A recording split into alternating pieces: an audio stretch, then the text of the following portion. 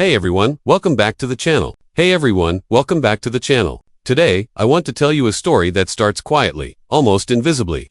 The kind of story you could walk past every single day without noticing. It's about a single dad, an ordinary man with an ordinary routine, who thought he was simply doing a small act of kindness every morning. He had no idea that those small acts were building toward a moment that would completely change his life, his son's future, and the truth about a woman the whole city had overlooked. Every morning at exactly 6:10 a.m., before the streets fully woke up, before the noise and the rush, Daniel locked the door of his small apartment and headed out with his 8-year-old son, Liam. Daniel had been a single dad for 5 years, ever since his wife passed away after a sudden illness. Life since then had been a careful balancing act of school lunches, late bills, overtime shifts, and quiet nights where exhaustion sat heavier than grief ever could. He worked as a maintenance supervisor at a mid-sized office building downtown.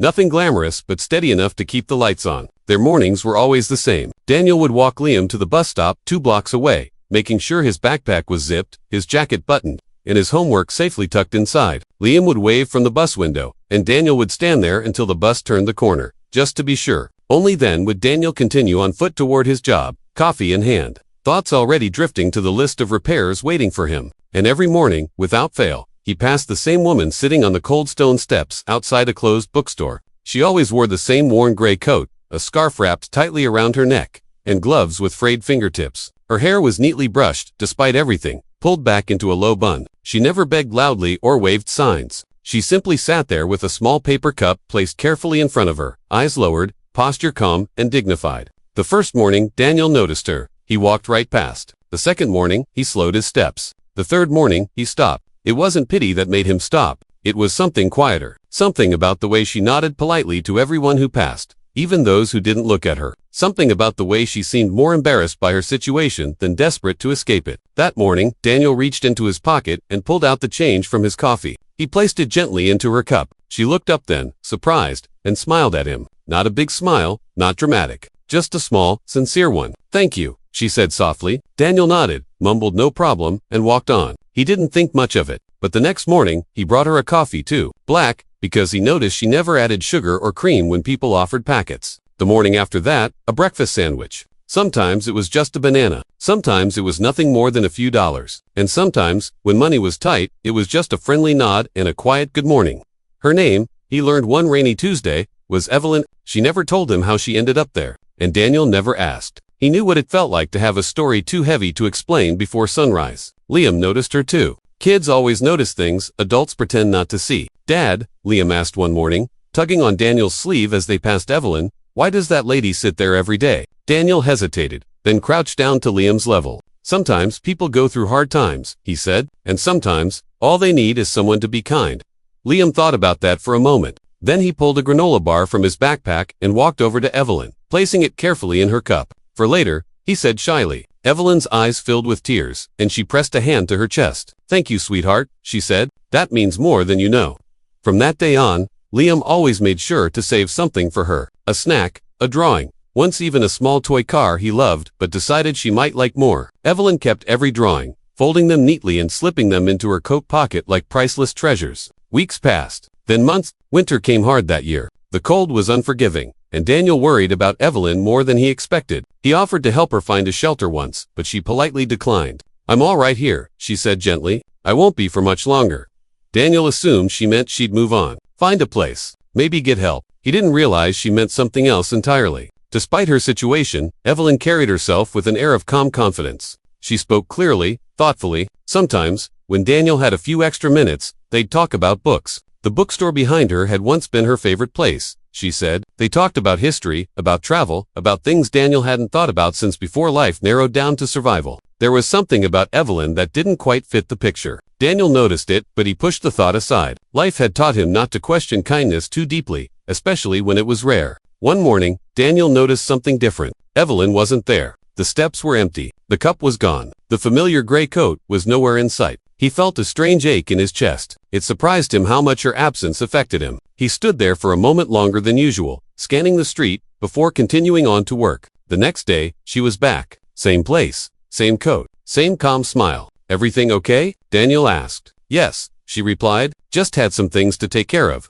She didn't elaborate, and again, he didn't push. Then came the morning that changed everything. It started like any other. Daniel walked Liam to the bus stop, waved him off, and continued down the familiar route. But as he approached the bookstore steps, he noticed something unusual. 4 men in black suits stood near Evelyn. They were tall, broad-shouldered, wearing earpieces and dark sunglasses. Their posture was alert, professional, protective. And standing just behind them were 2 sharply dressed individuals holding briefcases. Lawyers. Daniel froze mid-step, heart pounding. For a split second, he thought something terrible had happened. Maybe Evelyn was in trouble. Maybe she was being arrested. Maybe "Good morning, Daniel," Evelyn said calmly, as if this were the most normal thing in the world. He stared at her, then at the men, then back at her. "Ah, good morning," he managed. "What's going on?" One of the men stepped aside, allowing Evelyn to stand up. For the first time since Daniel had known her, she stood tall, straight-backed, commanding the space around her. The gray coat slipped off her shoulders, revealing a tailored outfit beneath, simple, but unmistakably high quality. "I think it's time," I explained, she said softly. The lawyers stepped forward, introducing themselves with practiced professionalism. They spoke of legal matters, of estates, of investigations. Now concluded. Daniel barely understood the words. His mind struggled to connect the woman he'd shared morning coffee with to the reality unfolding in front of him. Evelyn was not homeless. She was wealthy. Incredibly wealthy. Months earlier, she had discovered a web of betrayal within her own family. Business partners and relatives had manipulated documents, frozen accounts, and attempted to declare her mentally unfit in order to seize control of her assets. Forced out of her own home during legal disputes, she chose not to fight from a place of privilege. Instead, she disappeared. She lived on the streets by choice, observing people, learning who they truly were when they thought no one important was watching. "I needed to know who I could trust," she said, looking directly at Daniel. "Not because I had money, not because I had power, but because I was simply me." Daniel felt dizzy. "And you," she continued, "never asked for anything. You never tried to impress me. You helped because you could. You brought your son. You showed him kindness." She gestured to the bodyguards, who stepped aside respectfully. "These gentlemen are here to escort me home," she said. "My lawyers have resolved everything. Today, my life begins again."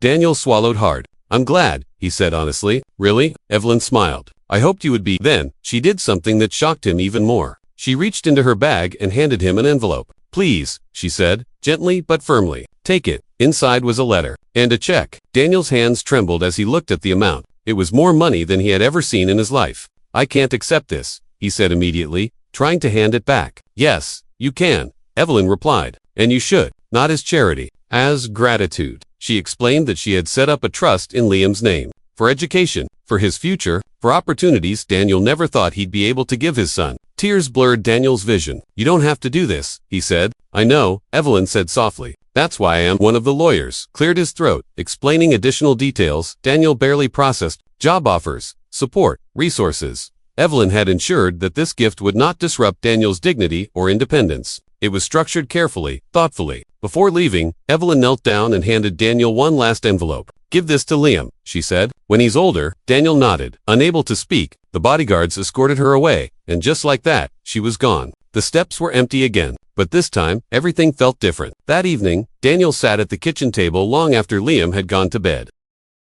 He stared at the letter Evelyn had written to him. It spoke of loss, of trust, of hope. It thanked him not for the money he gave, but for the humanity he never withheld. Life didn't magically become perfect after that. Daniel still worked. He still worried. He still packed lunches and fixed leaky faucets. But something had shifted. Months later, Daniel and Liam moved into a better apartment. Not a mansion, just a place with space, light, and peace. Liam started attending a school that nurtured his curiosity. Daniel enrolled in courses he'd once dreamed of but never thought possible. And every now and then, on their morning walks, Liam would look at someone sitting quietly on the street and ask, "Dad, can we help?" And Daniel would smile, remembering a woman in a gray coat, sitting on cold stone steps, teaching him that kindness doesn't need recognition to be powerful. Because sometimes, the smallest acts, done without expectation, echo louder than anything money could ever buy. And that's the story for today. If it moved you, if it made you think, don't forget to like, subscribe, and share. You never know who might need a reminder that kindness always finds its way back.